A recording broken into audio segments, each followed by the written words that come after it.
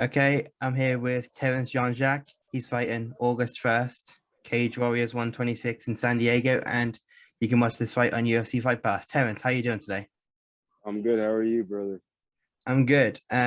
So you're fighting Zach Palga. How much do you know about him? I know I'm familiar with some of his training partners. I know he trains at a Team Elevation. I was down with Alistair Overeem when he was down at Jackson Wink, so I got to train with him a little bit. Actually, when he was training for the Curtis Blades fight, who's now his partner. Yeah. So I kind of have an idea about his training partners. I know he comes from football background. He did rugby. I know he's a decent grappler. Usually his game plan is he likes to grapple himself, but I know he's looking to take it down the more striking route this fight. So that's why I spent a lot of time on my boxing personally and a little less on wrestling. I mean, I still kept my wrestling and grappling sharp, but my main goal was to focus on my boxing so that I could stand up myself, and I really worked on my cardio as well, so that I'll be able to push the pace for 3 rounds consistently, and keep the pressure on him. But I know he's tough. I know he comes from a good camp. He's got good training partners. He has a good background. He's tough, but I feel pretty good about this one. So obviously Cage Warriors is their first show in the US. They're known in UK and Europe as a bit of a feeder promotion to the UFC. But how much do you know about them?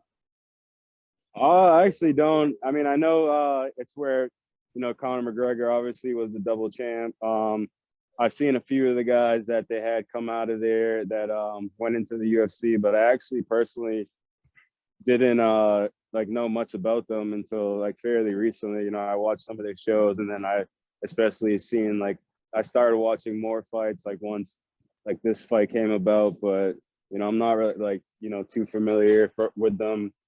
As you mentioned, they come out of England, so obviously I haven't been there live personally, but yeah, I'm excited to fight for them now that they're here and be a part of that.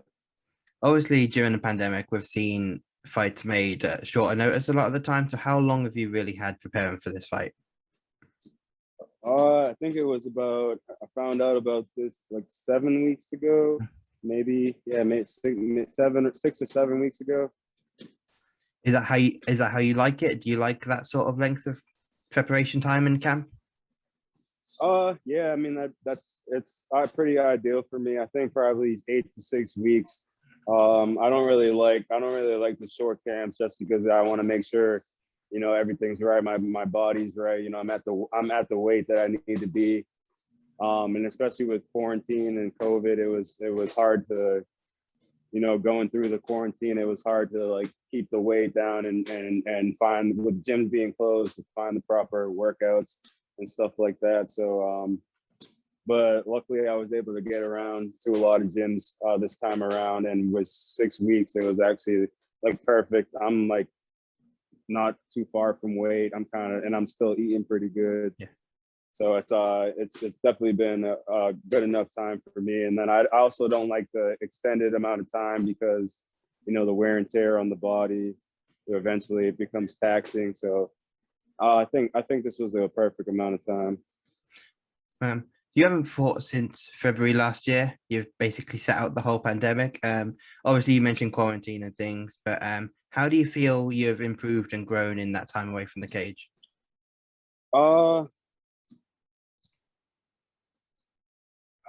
I'd say a lot of it took a while because I was recovering. I had a fight. I was actually scheduled to fight in February for Bellator. So I was able to get out to Vegas, and I trained at Extreme Couture. I trained at Syndicate. So I got to train with a lot of high level fighters. I trained with people like Francis Ngannou, Sean Strickland over at Syndicate. And there's a shitload of fighters out of those two gyms. So that was really good for me. And then I caught COVID in February, right before my Bellator fight, which kind of set me back. But then even like that extra time from February until now, I had time to recover. And then like once this fight came up, I had a few other possible fights come up in between February and this one, but they just didn't pan out. So I was able to, once this fight came about, I was really able to work a lot on my striking. So I think that's the biggest improvement that I was able to make since my last fight, which works to my advantage because everybody's going to look up my film, and obviously everybody knows I come from I have a strong wrestling pedigree. I come from a long wrestling background, so they think I'm going to come wrestling heavy. Whereas, you know, I focus a lot on my striking this camp. I feel pretty good about my striking. And obviously I'm going to use my striking to get to my wrestling. So I think that's where I'm going to catch a lot of people off guard and, you know, maybe surprise a lot of people. And I feel like this could be like a big fight for me to get to the next level. You mentioned obviously your time in Vegas there and Syndicate. What was that experience training with Ngannou like? It was cool. It was scary. Big big dude. Yeah. Not a lot of people like to go with him. So, and for obvious reasons, but it was cool. He's a good guy. Yeah. Real cool guy. But yeah, not even just Ngannou, like just, you know, all those guys, high level, they're, you know, different sizes, of different, you know, they each have their different their different specialty. So I was able to learn from all of them. And then being able to obviously go to both gyms, I was able to see I was able to get a lot of different looks, which really helped me like experience wise. But that was definitely surreal, like being able to spar with him and grapple with him, and, you know, just be in the same room as a lot of those people. So you're light heavyweight, but you're a pretty big guy. You competed at 265 in college, if I'm not mistaken. Do Yes, you sir. see yourself making that jump back up to heavyweight one day? Because you fought there as an amateur, I believe. Yeah. No, I don't think so. I took some time, and that was another positive about the whole me not fighting since February and quarantine and all that. I was able to like take the time and really like figure out my weight and like how my body's gonna work with like the lifting and the trainings. So I was able to find what works perfectly for me. And I'm pretty solid right now, and I'm sitting at, like I said, I'm not too far from weight right now, and I'm still hydrated. I'm still eating really, really well, and I'm still able to get my lifts in. I'm still feeling strong. So maybe down the road in my career, but I'm feeling pretty good at 205. I think I fought heavyweight only because, you know, I didn't have the right. Everything wasn't right for me. My nutrition wasn't exactly there, you know, and when I was lifting, I was doing the wrong thing. So I was getting bulky. I was putting on the wrong kind of weight. So I think I'm at a point where I figured out how to make the weight class and be where I want to be at in the weight class. Before your pro MMA career, I just want to touch on a bit. You were with WWE for a little bit. How did that signing come about?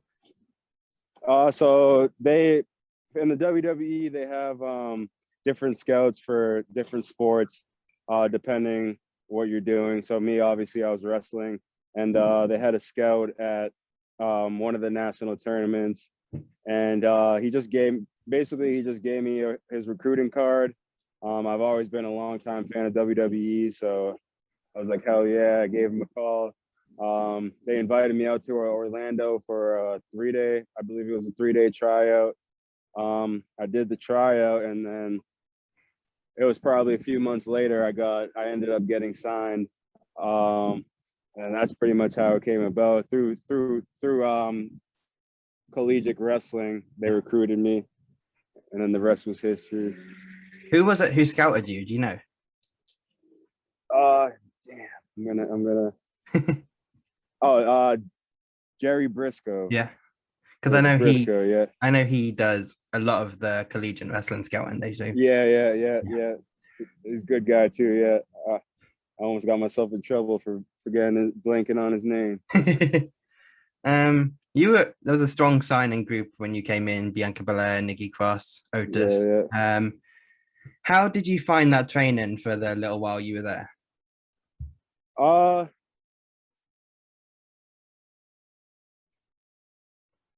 I mean, it was interesting. It's nothing I haven't done before, but just being around, pretty much similar to the MMA scene, being around some of the legends, WWE legends, and being like part of that group, and not having to not get, because I found myself getting starstruck like most of the time. You see like the Big Show or Triple H is like our boss, so we see Triple H all the time. And you see like people like Shawn Michaels, where that's just supposed to be your normal everyday thing. But so that made it pretty cool. But it was really nonstop. We're up in the morning. We're either in ring or doing weightlifting, and then you get like a little break. You got to come back, and then whether you did in ring or weightlifting, you do the opposite. And then you have I think the only thing that was really different for me was obviously the promo work. Yeah. And we had the promo classes, and we had the acting classes and stuff like that. But that was the only thing different than what I would normally do. I mean, obviously I don't fucking in wrestling, in collegiate wrestling, I don't bounce against the ropes and stuff like that. So obviously that was new to me as well. But I found that collegiate wrestling I was able to translate that over to professional wrestling pretty easily. So the professional wrestling stuff came naturally to me. I felt, and from the feedback I got, I was one of the better, athletes in the group. But where I needed the most work at was the promo work and stuff like that. Obviously, they split the classes down there. So, who were some of the guys you were working with the most? I was really close with Macy Estrella. That's Lacey Evans. I love Lacey Evans. I was like travel buddies with her. Otis, that was my boy down there. Yeah. So sometimes it was like us three traveling to shows. I worked with the Ailey twins, the Authors of Pain. I'm not sure if they're still with WWE or not. No, they've left now, I think. Yeah. Like a lot of those people you were named, like Bianca Belair. I was like cool with her. What is it? How do I forget them? The tag team, Dawkins and Street Profits. Yeah, Street Profits. How do I forget those are my boys. Those are my boys too when I was there. So, but like it's crazy to see how we all started off together. So they weren't, I've known them from the beginning, and then to see like their characters come to life and all that, it's pretty cool just to know that I was there with them from the beginning. Even like ZZ, he's no longer there, but ZZ was a character. Mm-hmm. Yeah, I remember seeing ZZ on Tough Enough when he first started. Yeah. Patrick Clark also. I wasn't like, but yeah, we all know Patrick Clark. But yeah.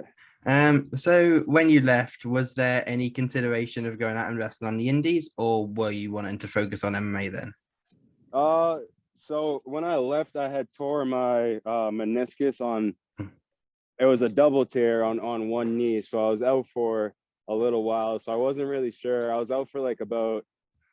I mean, I was on crutches for probably say it's like 6 months, and then it took about a year for me to even consider like actual physical activity. And that's actually where I came to decide I was going to be 205, because being off my feet for so long, I lost a lot of muscle, and I lost a lot of weight. And then when I was finally able to work out, I was weighing about like 220, 225. And then, indies was like, indies was a possibility. You know, I'm close with a lot of the indie wrestlers around here. New England Pro Wrestling Academy is like right down the street from me. So, and I even still think about it sometimes. I might, try to go that route again. You know, again with New England Pro Wrestling Academy being, and I might try to use MMA as a platform. But no, I've been, before I even went off to college, I had the urge to, to fight, but you couldn't like professionally fight while competing in college. So I did one amateur fight before I went off to college. Yeah. And then yeah, it's just I literally just joined a gym, and I was only joining just to get back into shape. And then because I had a close friend that was coaching wrestling at one of the MMA gyms in my area. And then I kind of just like came out of nowhere. I was like, oh, why don't I try to, do an MMA fight again? And then I won that. And then it just, from there, I fell in love with it. The adrenaline. I just wanted to, keep seeing where I could take that. And then again, in the back of my head, the thought was always, I could possibly use this as a platform to get back into wrestling. Obviously, you mentioned training at Syndicate earlier. Someone who's done something similar is Filthy Tom Lawler. Yeah. I got some training with him down there as well. Yeah. Back on this upcoming fight, you've obviously had a bit of a layoff, as we said, but you're currently sitting at 5-2, 2 finishes in a row. With a win here for a promotion like Cage Warriors, where do you think this puts you going forward? I think there's a lot of eyes on this show. Obviously, that being it's Cage Warriors' first time, and it's in this first time in the States, right? Or first time in California? Yeah, both, first time in the States. And then not only just a lot of eyes being on it. I think they think highly of Zach. I think he's a big prospect right now. So getting this win, and then I plan to fight not long after this. So the plan is to just hopefully knock out 2 wins here, and then look towards maybe Contender Series. I would be sitting at with 2 wins. I'd be sitting at 7-2.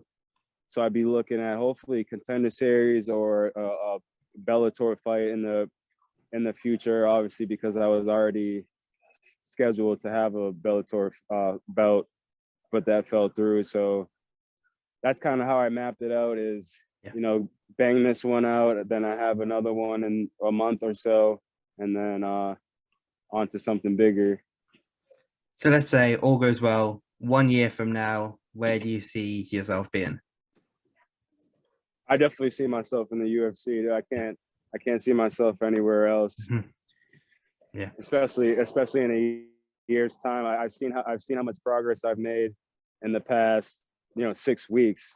When I've fully, this is my best camp. It's the most work I've put in. It's the most consistent I've been. And then, like I said, I haven't been able to dial in my nutrition and everything so perfectly as I was able to for this camp. So I think consistently being able to do that for the next year, there's no reason why I shouldn't be at that level. Just finally, feel free if you want to shout out any sponsors, and where can people keep up with what you're doing? To keep up with what I'm doing, my Instagram's at Machine Gun T-Bone. It's Terrence Jean-Jacques on Facebook. I do have a Twitter. I got to be more active on it. It's also at Machine Gun T-Bone. Yeah. And then as for my sponsors, I like to shout out Sit Yon Tong. That's one of my home gyms. Everybody Fights, Haverhill Boxing, Mud Hustler. That's one of my bigger sponsors. He's a good friend of mine, and he really helps me out. I got like a bunch of sponsors, but when this interview comes out, I'll post it up and I'll throw up the sponsors too. But I got like Hot Asana. It's a yoga studio that I just started going to because my flexibility is horrible, and that's something I need to work on. And yeah, I can't think of them off the top of my head, but they'll definitely get their due respect. Yeah, sorry for putting you under pressure there. Oh, no, no worries. It always happens. Yeah. So Cage Warriors 126, August 1st, San Diego, California, but UFC Fight Pass is where most people, presumably, who see this are going to be able to watch that fight. Zach Palga in the light heavyweight division. Terrance, I want to thank you for the time today. Best of luck in this upcoming fight. Sir, I appreciate you, brother. Thank you.